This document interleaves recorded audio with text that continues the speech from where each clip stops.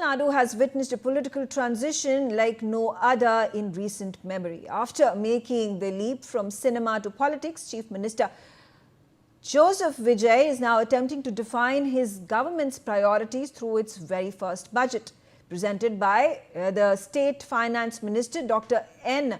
Marie Wilson, the maiden budget of the Tamilaga Vetri Kazagam, or the TVK government as it is more famously known as, is more than an annual statement of accounts. It is a declaration of intent, a document that lays out how the new administration wants to shape Tamil Nadu's future over the next 5 years. At the heart of the budget is an ambitious economic vision. The government has set itself the target of transforming Tamil Nadu into a $1.5 trillion economy. The biggest takeaway from the budget is its overwhelming emphasis on education. School education alone has received an allocation of more than 44,000 crore rupees, making it one of the government's highest spending priorities. Thousands of government schools are set to be modernized under the Palli Niraivu Thitam, while another program titled Super Clean Super Campus promises cleaner classrooms, better sanitation, safe drinking water and improved security in schools across the state. The government has also announced the establishment of model schools, residential institutions that will provide free education, accommodation and healthcare to academically gifted students from the rural and economically weaker backgrounds.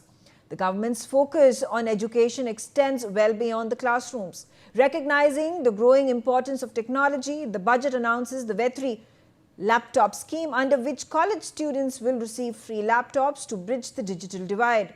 It also proposes a significant investment in future-ready skills. Beyond academics, the budget also seeks to position Tamil Nadu as a sporting powerhouse. The government has proposed the establishment of 10 Olympic centers of excellence with an allocation of 50 crore rupees. The objective is not merely to improve sports infrastructure, but to identify and nurture talent capable of bringing Olympic glory to the state and the country. The welfare component of the budget remains equally prominent. Continuing its election promises, the government has allocated over 800 crore rupees for its marriage assistance program, under which eligible women will receive an 8-gram gold coin along with a silk sari. Another 560 crore rupees have been earmarked for the Thai Mamam Gold Ring scheme, under which babies born in government hospitals will receive a 1-gram gold ring.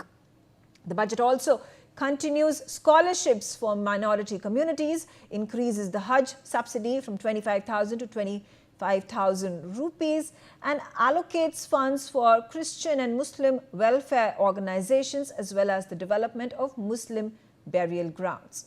On the revenue side, the government has proposed a special levy on liquor manufacturing units to raise nearly 1,000 crore rupees. It has also highlighted governance initiatives such as the closure of more than 1,100 liquor outlets, the continuation of free electricity for domestic consumers, up to 200 units, and a dedicated allocation of the drug-free Tamil Nadu campaign.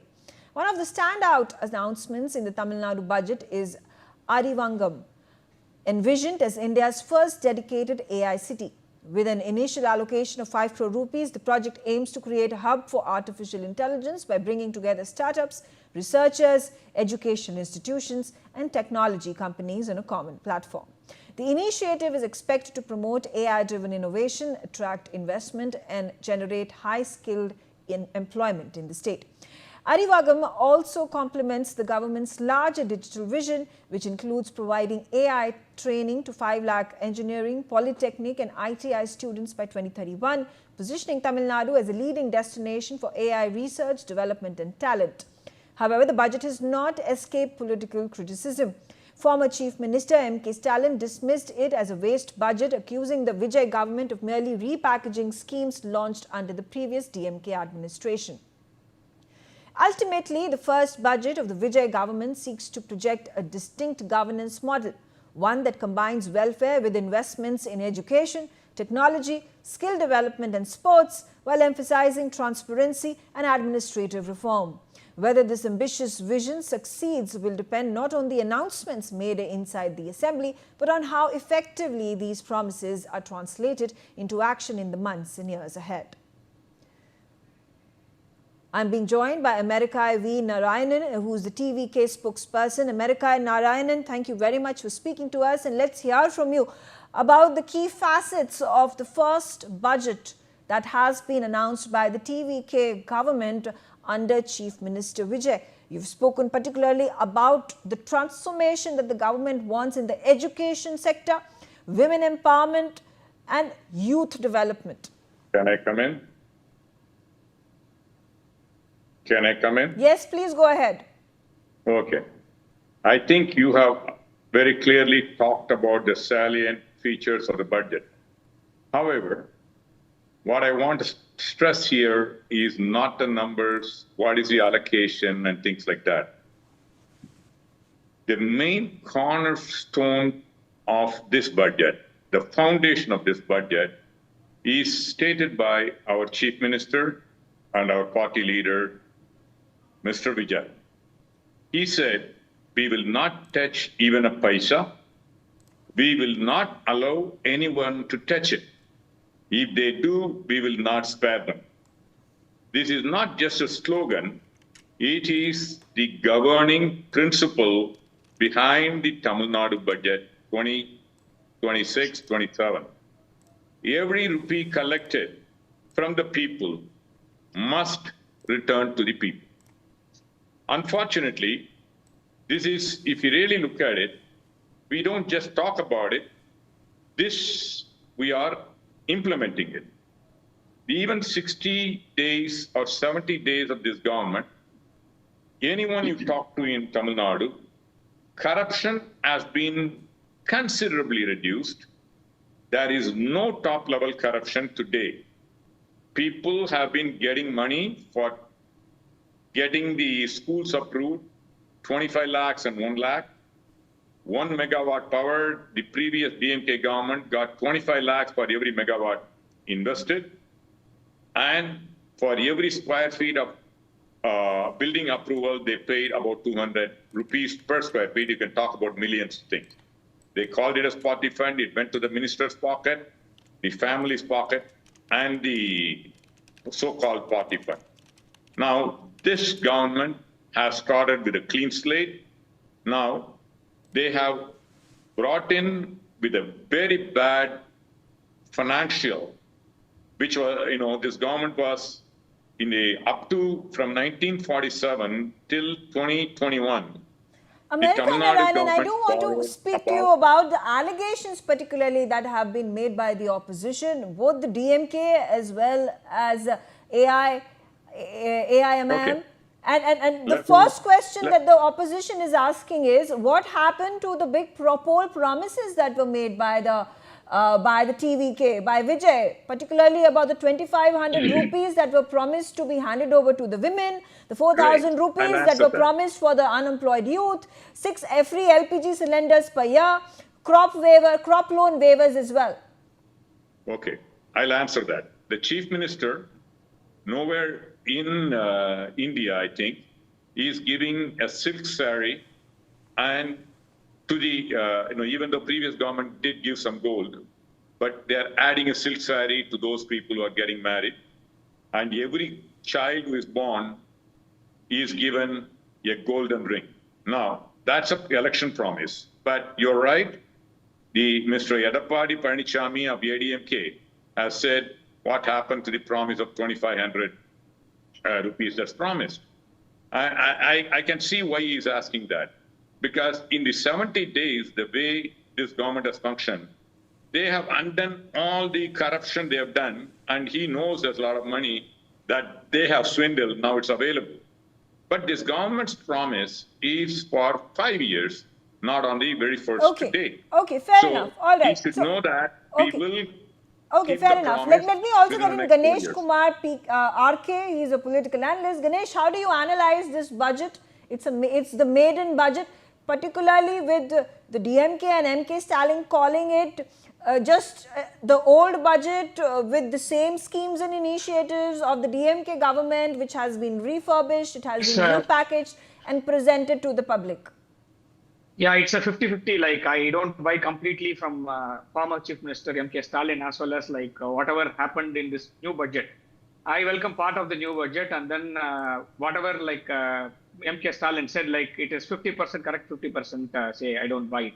The thing is like in Tamil Nadu there is always schemes named after the leaders. Like previously it was Amma, and then it was father. Like MK Stalin changed the name from Amma to like he called himself like father, and then it was Appa. Now we have a new chief minister under the name like Anna. So mostly the names of the like schemes whichever like happened in the past have been followed through from say Dr. J. Jayalalitha to MK Stalin now to Vijay. Like it is continuing, like not a big change, but still say the new schemes.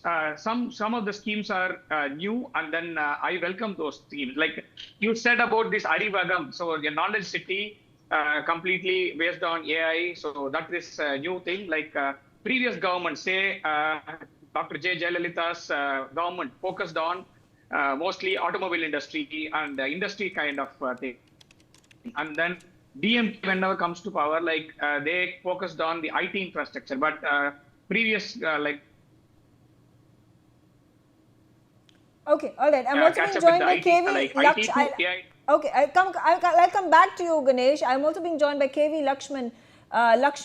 He is a political analyst as well. KV Lakshmana, what do you make of the charges that have been made by the opposition parties?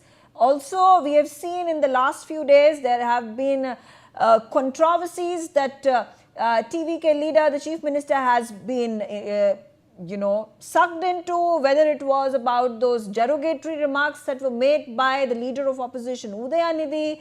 Then there was, of course, the big issue that has continued, that has been a point of, controversy and row between Karnataka and Tamil Nadu of the Kaveri water flowing. That was also raised in the courts. Do you think these issues have sort of overshadowed the budget that has been announced today? Well, not really, because budget has its own importance and significance. And being the first budget, what Vijay has done is no different from, say, a DMK or an AIDMK in terms of a balance and mix of populist measures as well as measures aimed at strengthening the economy, especially what he has through the budget and the tone and tenor. What Mr. Vijay has shown is that he is going to be as tough as DMK when it came to NEET on issues pertaining to Tamil Nadu and Tamil Nadu's interest. So in this we should see the reiteration of Vijay on the NEET issue is calling for its abolition, which kind of dovetails nicely into the expectations of the Gen Z and maybe Gen Alpha as well. So, 2 months is too short a period to judge anybody. But the first budget leaves some scope for improvement in areas that are very specific to Tamil Nadu, especially when it comes to Kaveri issue. It's been a long drawn issue for lasting some decades, even dating back to the British time. So it will take a long time for the two states to come to any agreeable understanding over the issue, which is of huge importance to both Karnataka and Tamil Nadu and its farmers. So on the whole, Okay. I would say that Vijay has done reasonably well for a first time. Okay. America, Narayanan, KV Lakshmana has said that Vijay, as a first timer, has done well in announcing this budget. Are we discounting Vijay, keeping in mind that it's a new political party that was floated? This is the first time that he has been in the political sphere and he has won the election, unlike the AIDMK and the DMK, which have been in existence for decades together and have formed governments previously in Tamil Nadu. I didn't hear you. I assume that you're addressing the question to me. Yes, this question is for you, particularly about are people at this point in time looking at Vijay and the TVK as a party and a leader who has who does not have as much political experience as its political peers like the DMK and the AIDMK? I think the people called that he is without experience. John F. Kennedy was without experience when he came in, okay?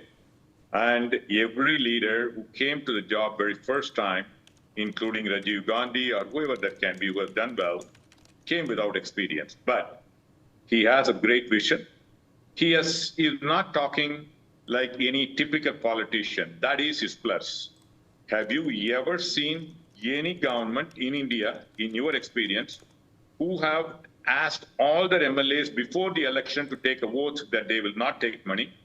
Right on the day where he has taken the vote, talked about not taking the corrupt in the first assembly speech and subsequently, and has reduced corruption, just not talking about it. I think it is a second revolution. But you think just a few months, it's only been a few months, do you think it is possible, is it really possible to uproot the scourge of corruption in Tamil Nadu or in any state within months of being Chief Minister? As you said, in terms of the schemes that have been announced, in terms of the poll promises that were made, it is going to take a significant period of time. It's a 5-year term that TVK and Vijay have been picked, have been elected by the people. Do you think it is so easy to uproot corruption just within a span of the few months that he has been elected and he has been governing? I'll answer that. It cannot be wiped out in 2 months, but he has made a significant beginning. The people of Tamil Nadu and outside of Tamil Nadu are seeing the effect. Now, coming back to the budget, there are money spent on 55 bills, new, where they keep increasing it. There are 48 of the 125 schemes that have been announced, 48 are enablers and 22 transfers of money. This government has come on a very bad financials, but as every other panelist said, under the circumstances, on a 3.44 lakh crores of this budget, that is our revenue receipts. Imagine 20% to 40% has been wiped right into the politician's pocket of the previous administration. That's about 1 lakh crores. Even though they may not have allocated as much, imagine 20% additional productivity on the ground. This is what's going to happen. Okay, American Narayanan, also a question. Is Vijay and the TVK sitting at a very comfortable position as compared to other states in the country? Because Tamil Nadu has traditionally been a strong, provider of the country's GDP, a strong participant when it comes to supporting the country's GDP. It is one of the highest GDP earners, one of the highest revenue earners when it comes to industrialization particularly. The previous administration has left it in a bad shape, state finance, not the economy. Okay. All right. Ganesh Kumar, let's hear it from you, particularly with regards to the assertion that is made by the TVK and the TVK spokesperson who is sitting with me about the transformation that has been brought about in Tamil Nadu when it comes to wiping out corruption, widespread corruption in Tamil Nadu. Is it palpable on the ground already? Yeah, it has started, but I fear like it has to continue. The problem is like the previous government has, like American Narayanan said, like the previous government left the the treasury in a shamble. Like that is what people see. And then the debt has been increased to 10 lakh crores, and then officially and then white papers according to TVK government says like otherwise like 13 lakh crores. And then we have like 67,000 in interest, like 67,000 crores in interest, and then it will increase to 78,000 crores like in the upcoming year. The thing is like new Chief Minister Vijay has to diversify the revenue income. Like actually the expenditure has been like now set, but we have to get more income. Like there is a like possibility of getting the income from say external sources like they have a plan to get it from say overseas Tamil people. So that is also there in the budget. Okay. And then, yeah, that is there. But Okay. still, Okay, I fair hear enough. like KV Lakshmana, would you like to come in? Particularly the point, is it possible that a state can be economically viable and amongst the best economic performers in the country, but still fail financially? Yeah, it can be, because how the government does it. The previous government took the money to its pocket and No, that's borrowed the question for significantly KV for Lakshman. money transfers. That's the question for KV Lakshman. I'm sorry? KV Lakshmana, could you respond? Yeah, I mean, it is possible because Tamil Nadu has been the very, very progressive and progressive as well as economically strong state, which is very strong in manufacturing as well. And with these new initiatives, it's bound to the direction is going to continue. And especially Tamil Nadu and southern states in general have been well served by the strong bureaucracy which works independent of the political establishment, all in a direction to push the states ahead. So I have absolutely no doubt about Tamil Nadu's progress even under Vijay. And yes, I mean, there can be questions about what the previous government did and the amount of debt. I mean, even the even the public debt of the central government has increased many fold. So we have to see the overall picture in which Tamil Nadu is amongst the most progressive and developed states in India, which it is. There is nothing in the government or its functioning that makes us doubt it in even an inch. Okay, all right. Okay, on that Tamil Nadu note, is I'm not out of competing. time. I thank all of you for joining me on the telecast and sharing your views.